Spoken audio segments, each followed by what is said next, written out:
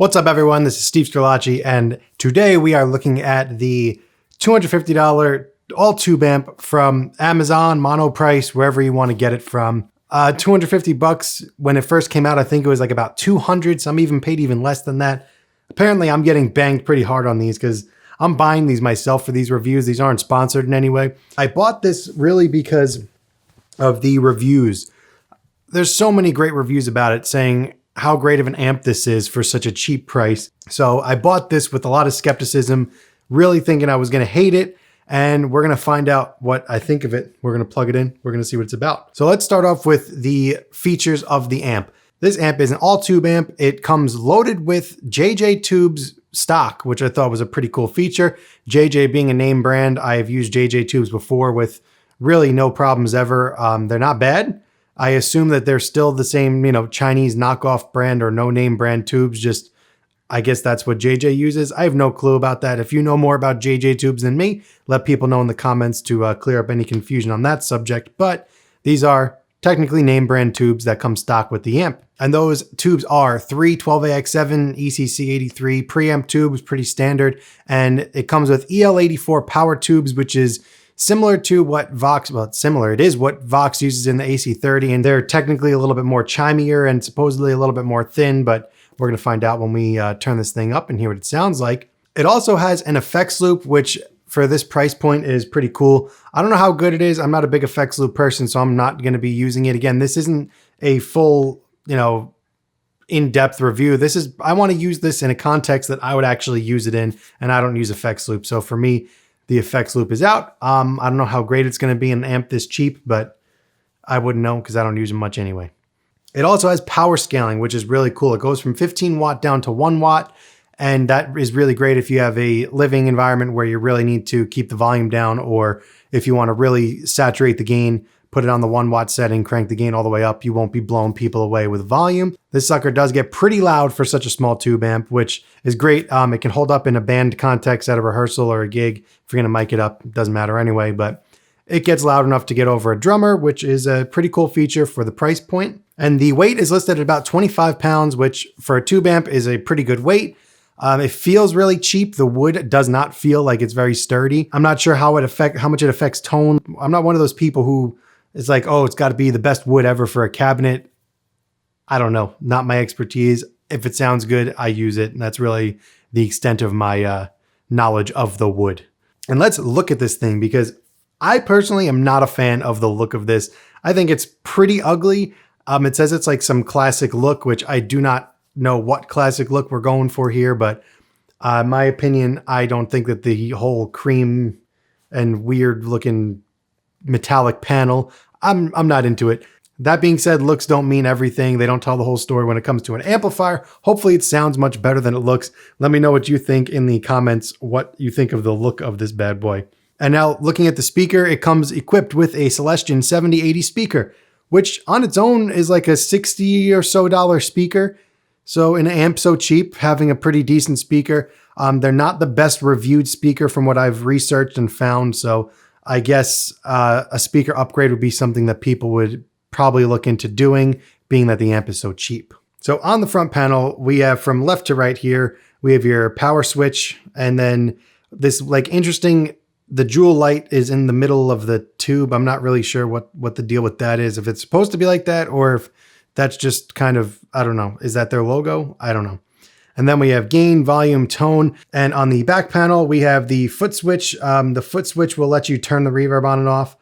It's not included. And then we have your regular effects loop. It's a line out and the effects return, regular effects loop stuff. Also on this amp is a real spring reverb, not a digital emulation of one, a real spring reverb that's placed in there just like it would on a real Fender Deluxe Reverb type of amp. How cool is that? Real spring reverb, effects loop, and an all-tube amp. And okay, that is enough yapping about this amp. Let's plug it in. Let's see what it sounds like. For those of you that are going to be super picky about this, I have a living situation that doesn't allow me to really crank up an amp and mic it up. So I'm using my Sir reactive load with a Celestion 7080 open back impulse response, which is exactly what this is a 112 open back. So I much would rather trust a load box and a impulse response that was like really finely tuned by the people at Celestion. Like actually made to be a perfectly mic'd simulation.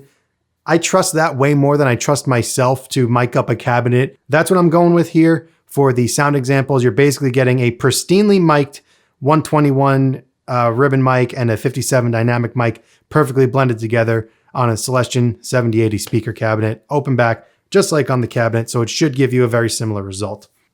For the demo, I'm going to be using, for right now, my Sir. This is my custom Sir. I'm choosing to use an expensive guitar that I know sounds good, because you could plug an amazing guitar into a crappy amp and it'll still sound like garbage. So if a great guitar could sound the way it should through a cheap amp, then you know it's a good amp, in my opinion at least.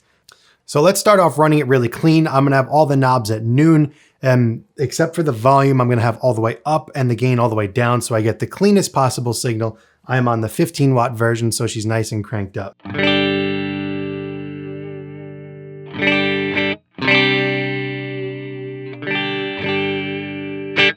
Now let's put on some of that spring reverb. So that's about a little bit less than 3, and that's usually where I would put this on a Fender.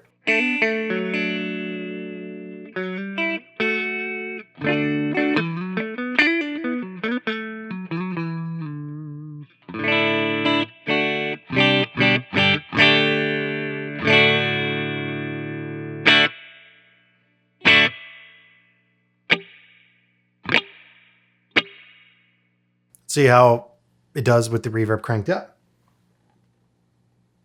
Reverb's at about 5 now.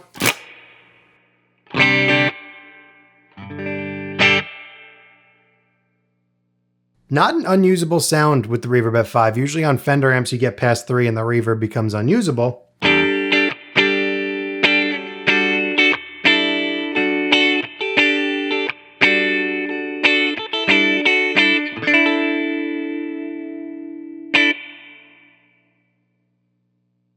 Nice, let's keep going.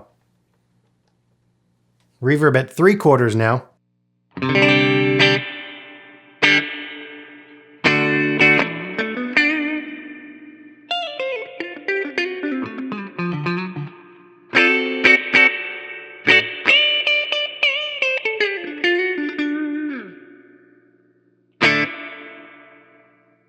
Still not totally unusable, but definitely a little too wet for a common use. Now with the reverb maxed all the way out.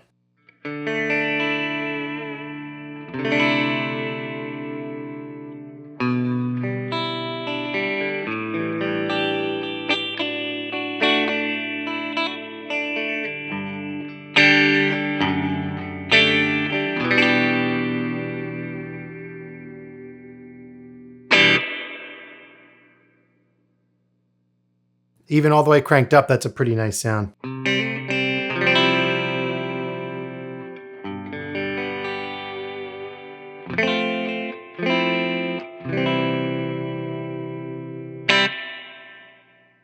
Just putting that back to a pretty normal setting, let's start messing with some of the knobs here. Maybe a little less. Okay, so let's see what each of these bad boys does on the clean settings. Let's start with the bass knob. Let's go with the bass all the way off, see how much of a sweep we can get here.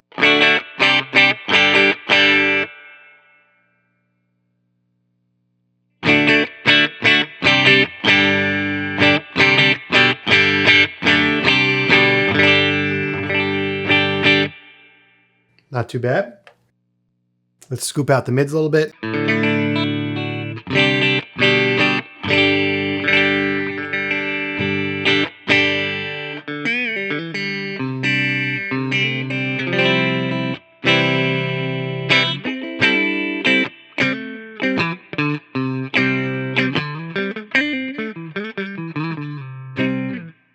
See how much bite we get with the treble now.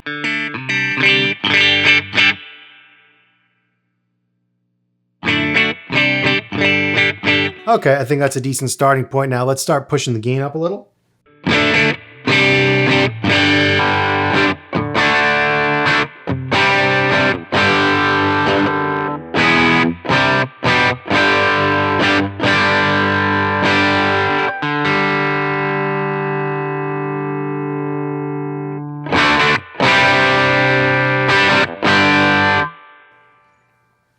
Okay, so now we got the gain at like 2.5, almost 3, and now we could start getting into that EL84 sound. The tubes are starting to saturate a little bit, give us a nice crunch. Let's hear what we got.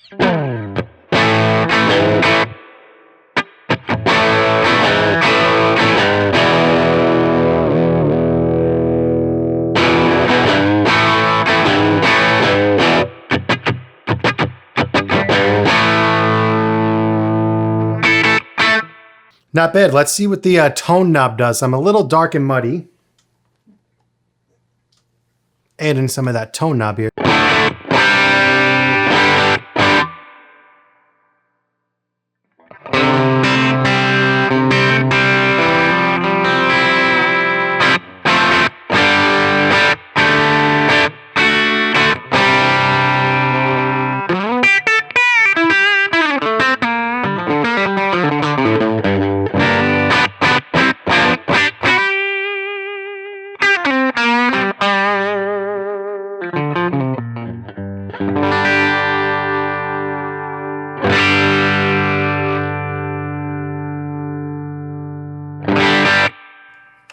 Not bad. Let's get a little bit more gain.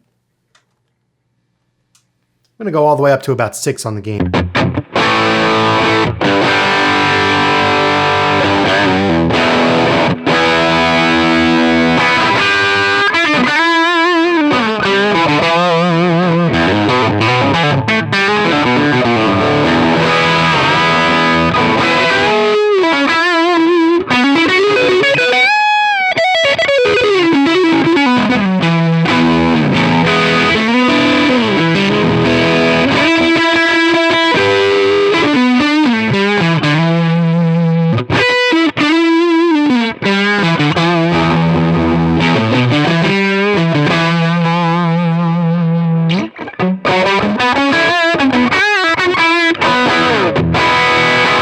Nice. Let's max it out. So here we got the volume and gains maxed out. Let's see what this thing can really do here.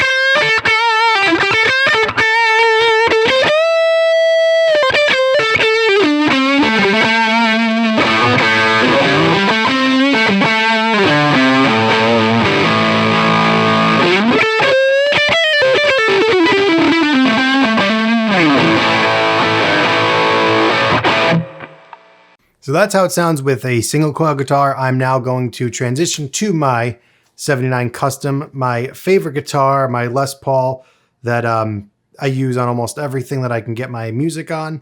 It's such a good sounding guitar. So we're going to see what this amp can do with some humbuckers. I'm just going to fly through some settings. I'm not going to spend too much time talking. Let's get to it.